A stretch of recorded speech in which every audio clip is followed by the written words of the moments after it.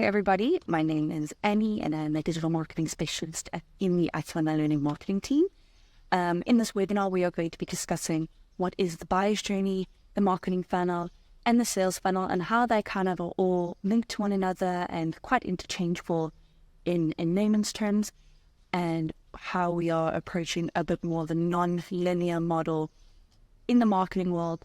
But we are learning this because it's always good to learn the rules before you break them, as my dad said. And it's so good to have a fundamental understanding. So when you do go into a marketing space, you understand what people are talking about. So first things first, what is the marketing funnel? The marketing funnel is a flow of sales assets and strategies used to attract visitors, convert them into leads, and nurture them into buyers. So in normal words, it's how you nurture your lead from learning about your brand all the way down to purchasing from your brand. Why does the marketing funnel matter? The marketing funnel simplifies the customer journey and allows the company to create a marketing strategy. So it's this simplifies the customer journey that is causing a bit of a ruckus in the marketing world at the moment.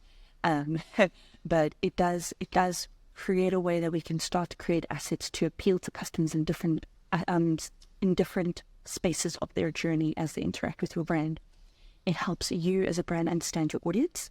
It allows you as a brand to tailor your approach to match your target audience.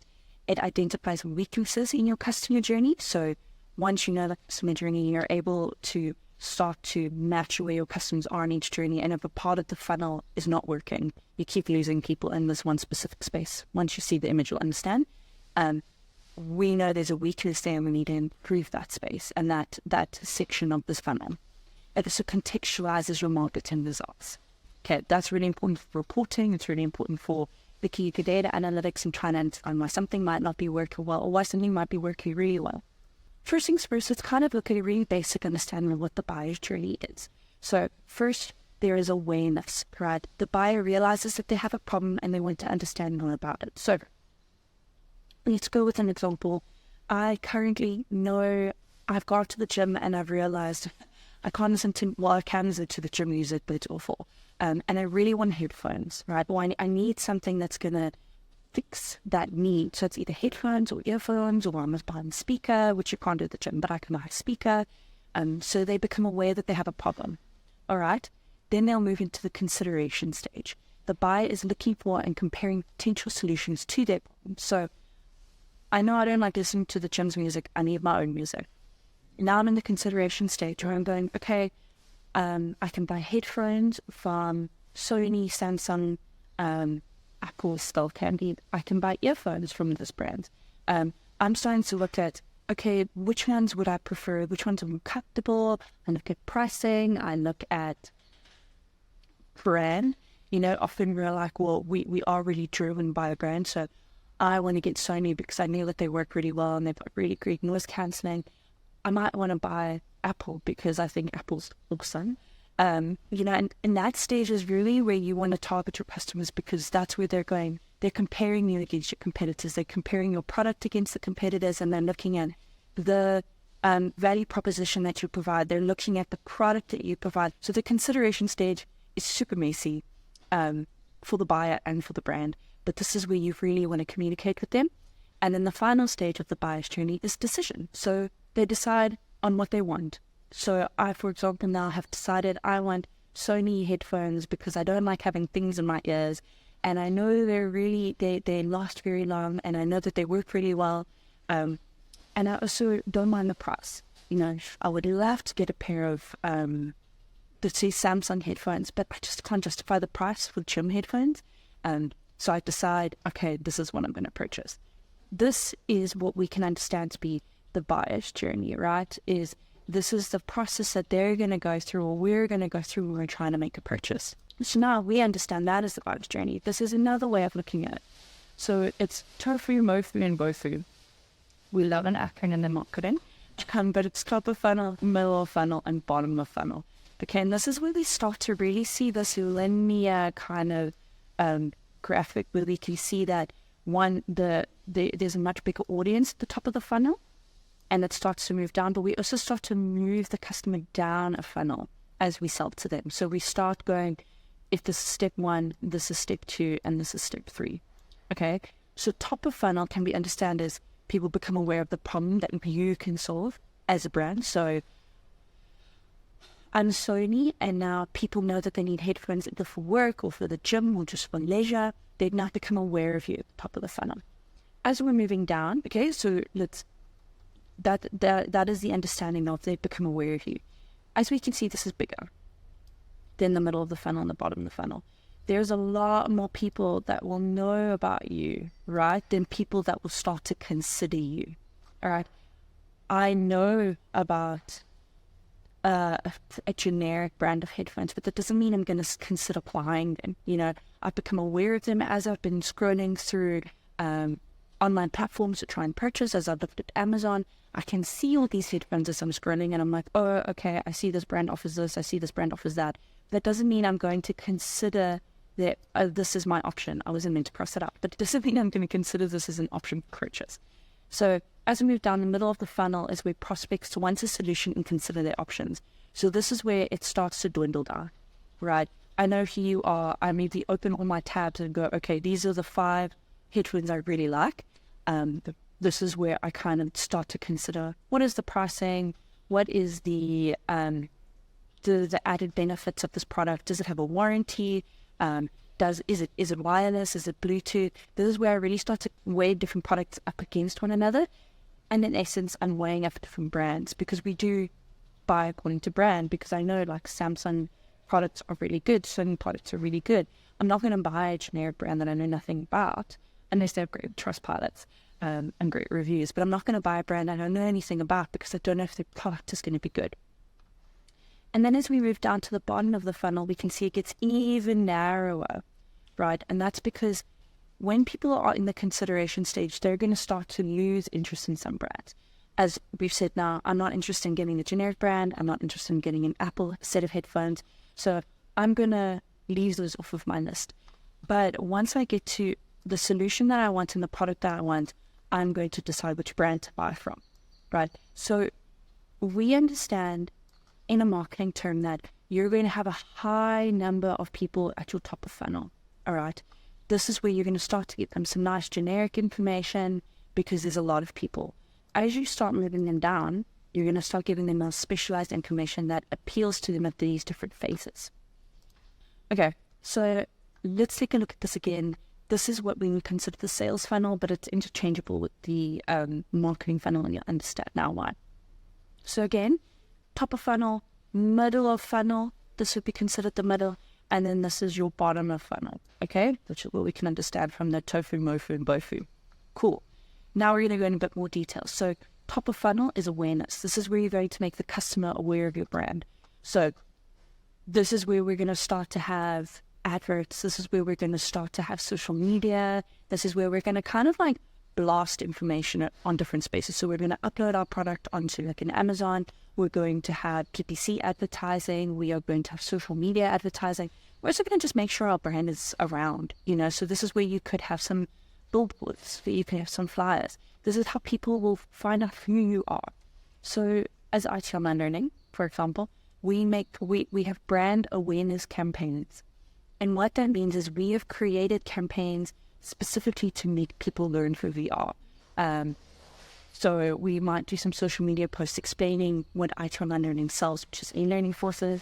We might create some campaigns on specific courses to start moving them down this funnel. So we might talk about Prince 2, we might talk about BCS BA, we might start talking about our CompTIA courses that we provide, but we have campaigns just for people to become aware of us.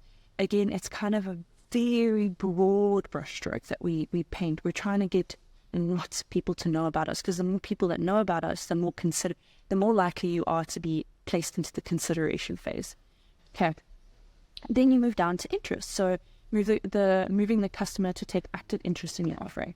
When people start to engage with your brand, this can be browsing your website, looking at your social media. They will not know what you do and what you sell. So you are on Facebook and you see an ad that ITonlinelearning sells e-learning courses, and you go, that's interesting. I want to go look at their website. Like, I'm interested. Let's see the vibe. Let's see what they've got. And you'll go onto the website and you'll start scrolling. You'll go onto the social media and you'll start scrolling just to see kind of what the offering is. I understand what you do, I understand what you sell, but I want to look at what you do. I want to take interest. Again, we're going to go back, like, this becomes very narrow, because here people might be like, I don't want an e-learning course, you're not selling me what I want. Or they might be in a space where they're like, this is too expensive right now, like, I'm interested, but it's just too much money. Or it's like, for example, we focus a lot on project management, business analysis, IT, digital marketing. If you're looking for a course in, like, how to bake bread, we're not going to be the people for you. And so you might fall out of the funnel. So as people are going in, okay, there are people falling out. And you might keep a lot of people, but the likelihood is you're trying to nurture your lead. You're trying to make sure that as your lead goes down the funnel, you're going to get them information that really interests them, makes them want to purchase from you. So then we get to decision. When someone evaluates your product or service, the stage is known as consideration. So again, this is the consideration. Here they will look at reviews, look at alternatives, look at testimonials, compare. They are deciding if you are the right choice. Okay, so lots of people fall out at this point. Because you can't appeal to everybody. Your price can't appeal to everybody. As a marketing team, at this point, you're starting to give them the reasons why you are the people that they want. So you start sending them testimonials, you start presenting them with testimonials, you start presenting them with sales potentially, you start showing them that these are the success stories that we have. Maybe we give you a package purchase. We're really trying to convince you at this point, because you're considering us to purchase, right? And then you get to purchase. This is the action or conversion your prospect has decided to buy from you. So I feel like that's self-explanatory. Let's look at how small this is. So if we have potentially 100 people that started out here, as they move down, we would have, we would love like 20 to like 40 people down here, right? But it completely depends on your audience. It completely depends on the product. But this is generally, and I'm sure you can relate, like, this is generally the funnel that people go down. As you consider purchasing something, you become aware of them, you start showing an interest, you start deciding on what you want. And sometimes you'll have people that will skip stages. Sometimes you'll have people that will become aware of you and instantly decide to compare you, or go, I want to buy. Let's think of something. If I've seen a dress online, I see that dress and I'm like, I'm buying that dress. I don't care about the other dresses. I don't care about the price. I'm going to purchase this dress. So it's possible for you to move, right? Or maybe you're in the decision and you go back to the interest stage and you kind of move around here. You go back and forth, and then you potentially wait 6 months, and then you move down here. This isn't a process that you can time at all. This might be something that takes 6 months. It might be something that takes 2 years. If we go back to the headphone example, that is a real example that I'm using from my life. I've been looking at a set of headphones for about 6 months. It's the same set of headphones. It's got the same price. I've decided on those headphones, but I have not made a purchase yet. I don't know why, but I haven't. Nothing's pushed me to make the purchase until I went to the gym, and I was like, I'm so tired of the gym's music, and that has prompted me to decide to purchase. Okay, so I hope that does make sense from a top level to a bottom level. That is what we can understand to be the sales funnel and the marketing funnel, which you're going to see now. This is our marketing funnel, which, if we go back, the sales funnel stops at purchase. Okay, so we've got awareness, interest, decision, purchase. The marketing funnel goes from awareness, consideration, conversion, which is purchase. Then you've got loyalty and advocacy. So these two are new sections that we don't know about.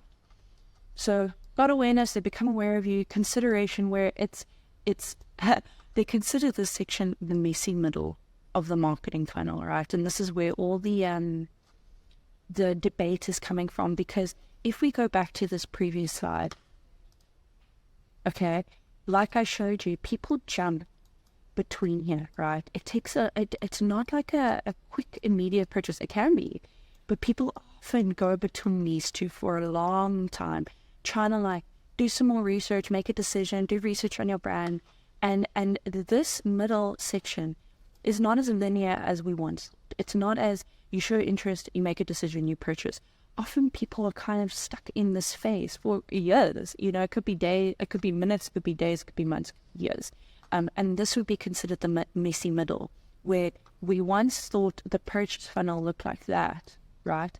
It actually looks a lot like this, which means that you have to constantly communicate to people in that space, in that like messy space where you want to keep providing them with information about your brand. You want to keep convincing them that you are the brand that they want to purchase from. Okay, so back here we've got awareness, we've got the messy middle over here, we've got conversion, which is purchase, so they purchase something from you. Then we have loyalty. All right, and I'm sure it's quite self-explanatory what loyalty is. When you purchase a product, we want you to stay loyal to our product. So we want you to continue to interact with social media posts. We want you to continue to come purchase from us. Even companies like us, where it's not a lot of repeat purchases, because you're not going to buy hundreds and hundreds and hundreds of courses. You still want people to come back and potentially get like a Prince 2 foundation and then get a Prince 2 practitioner and then be like, you know what, I want to continue my project management journey and get an agile PM. But you want them to keep interacting with your newsletters. You want them to keep interacting through social media. And here, that's the kind of communications you have. You're no longer forcing them to purchase, but you're trying to get them to stay interested. So now as they're moving down the marketing funnel, we're working to keep loyal customers. So we're emailing them, notifying them about new products. We're notifying them about things that we have for offer. We are telling them about discounts that we might potentially have. We're sending them newsletters. We're trying to keep them interacting with the brand, right? The reason we're doing that is because of advocacy. There is no stronger marketing tactic than word of mouth. People trust other people. We've all become very aware of marketing efforts. In today's day and age, we know that we're being marketed to. It's not like the 1950s where we believed everything that was said. We know we're being marketed to. We know that there's a little bit of like, not lying, but bending of the truth to get people to purchase. But if your mom says, I really recommend you buy this, if it's been amazing for me, you're a lot more likely to take that into consideration than seeing an ad that says that, right? So our ultimate goal is to get people in the advocacy stage, right? And to have them doing word of mouth. This is where trust pilots and testimonials are very big, because again, we trust people. We don't trust marketers, right? And this can be understood as the marketing funnel. Again, I just love to reiterate this. Look how this narrows down. Okay, we start from a massive pool of people, and as people move down this funnel, it drops less and less and less and less. Just because someone's bought your product doesn't mean that they're going to be loyal to your product, doesn't mean they're going to be an advocate for your product, doesn't mean they're going to do a testimonial. Sometimes you just buy something because you want to buy it and you want the brand to leave you alone. If you continue to communicate to your customers, they can continue to communicate back, and they continue to uplift your brand to other people, and they post it on their social media, and they will send you videos that you can send to other students. And this is the goal, right? You want this to be as many people as possible, because this really helps your marketing efforts, right?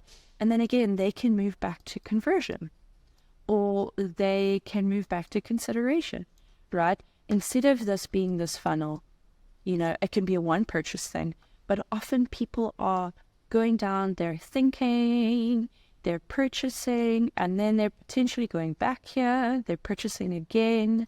It's quite squiggly and weird. And the trouble as a marketing department is trying to communicate with people in every one of these spaces, right?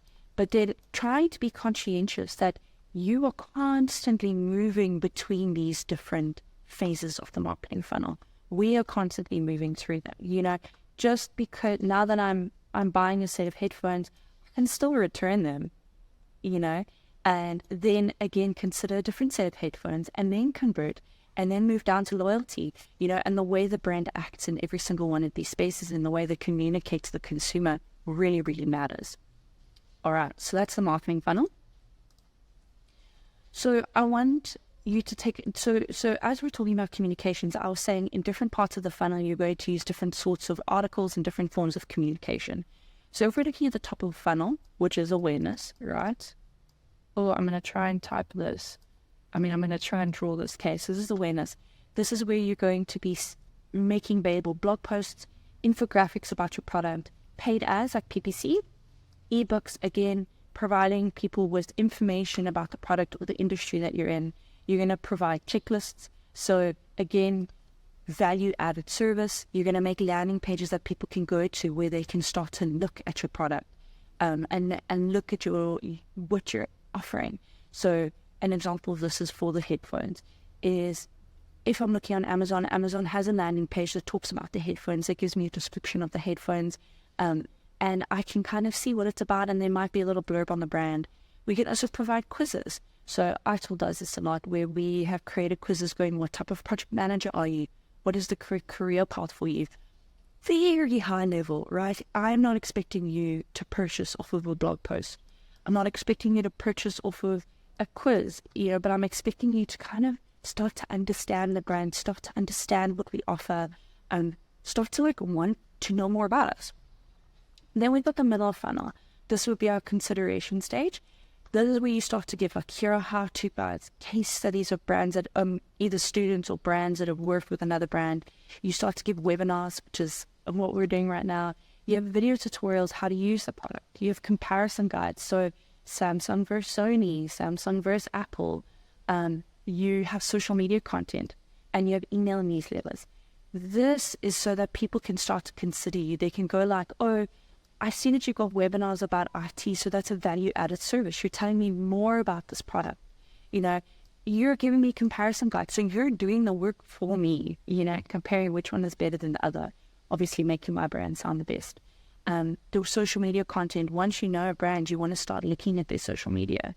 You want to see what they're offering, what are their specials, what is the team on, And then bottom of funnel. So this for us would be purchase, advocacy, purchase, loyalty, and advocacy. Like I said, this is where you're going to see success stories. This is where you're going to see customer reviews. This is where you're going to hone in on product descriptions. This is where you're kind of I could add like a word. This is going to be funny. Right? This is where people are really going to been looking at this sort of information, and this will determine if they buy, and then they will be providing you with this information, right? Again, nothing convinces you more to buy something than when somebody else tells you to buy it. I have bought completely based off of what my friends have recommended. I've done a bunch of research, and then a friend has gone, I actually bought this computer, and I went, why? And he gave me the reasons, and he was like, I use it every day, it works really well. And so I bought it. Because I was like, I trust you more than all the research, because there's always going to be bias and marketing information, which is totally normal and it's totally fine. But these would be some of the basic strategies of what you would be providing people. And what could happen is if you're on a website, and this is a method we use, is if you're on a website and you sign up to learn more, we start sending you this sort of information on emails. Or we start targeting you with this kind of information so that you become more aware of us. Then when I can see you've moved down the marketing funnel, I start sending you this, and we can kind of look from a timeline perspective, because if for 2 weeks, let's say for 4 weeks, I send you this information, I'm going to hope that you're reading it. And then I'm going to send you this kind of information because now you've become aware of me. Now I want to make you consider my brand. And then maybe after another 2 weeks, I start sending you case studies and customer reviews and product descriptions and discount codes because I want you to purchase. All right. So now we've covered 3 different things, right? But I want you to understand these can be seen as interchangeable. As we heard as I was explaining them, they are very similar, right? But it's important to understand that there is a difference, right? Your marketing funnel is going to generate leads, all right? Your conversion funnel is going to generate sales, and your sales funnel is going to turn leads into paying customers. We are constantly looking at this. In a marketing team, we're constantly looking at this. The sales funnel, though, is also really important because it's good to see how sale moves. The marketing funnel has the loyalty and advocacy component at the end, which is what we work to get more information, to work on the word of mouth, get people to interact with social media. But this, at the end of the day, is the most important thing because that's what makes a company, right? So we want to nurture leads as they move down that sales funnel. And then at the bottom, as marketers, we try and continue the advocacy. We continue to keep people engaged in the brand. You don't want someone to buy from you and then never hear from you again. You want to keep talking to them. You want to keep them interested. right? And that is the funnels. This is super important in marketing to understand, because it completely dictates how you communicate. It dictates how you write. It dictates the content that you make. It dictates the media campaigns that you can create. And although it's a bit up in the air at the moment about kind of how this process works, we do know that people become aware of a brand, right? This messy middle is very messy, but we know that they're considering us, right? And they're flip-flopping between conversion and consideration. So you need to keep your brand top of mind for the user in this funnel, in this space, right? And then loyalty remains the same and advocacy remains the same. However, advocacy can start to happen already here. You know, I can already sit saying, man, I really like these headphones that I've seen. Like, the reviews have looked really great. Have you seen them? Maybe you should have purchased them when I purchased them. You know, it isn't just straight down. We do know that we do lose people as we go, which is why the funnel diagram has worked so well. But it's messy and it's changing now as technology approaches. It's really good to understand this theory as you go into marketing and as you start to create campaigns, because this is what everything's based off of. And then you can make changes and create alterations, and we can start to re-strategize this section and re-strategize this section. But this is a funnel that is used everywhere in marketing. As it grows, it will be updated, and we're going to do a webinar on the messy middle. It's really good to know. But yeah, that is the marketing funnels, that is the marketing journey, and that is the buyer's journey. I hope that you guys enjoyed this. Please like and subscribe to this video and stick around. Our next webinar, we're going to start discussing some of the pillars of digital marketing, some of the channels of digital marketing, like SEO, social media, email marketing, and really like deep diving into those and seeing how the marketing funnel will really dictate how those different channels work and where they're used and how they're used. But yeah, stick around, please subscribe, and it was great talking to you guys. Bye.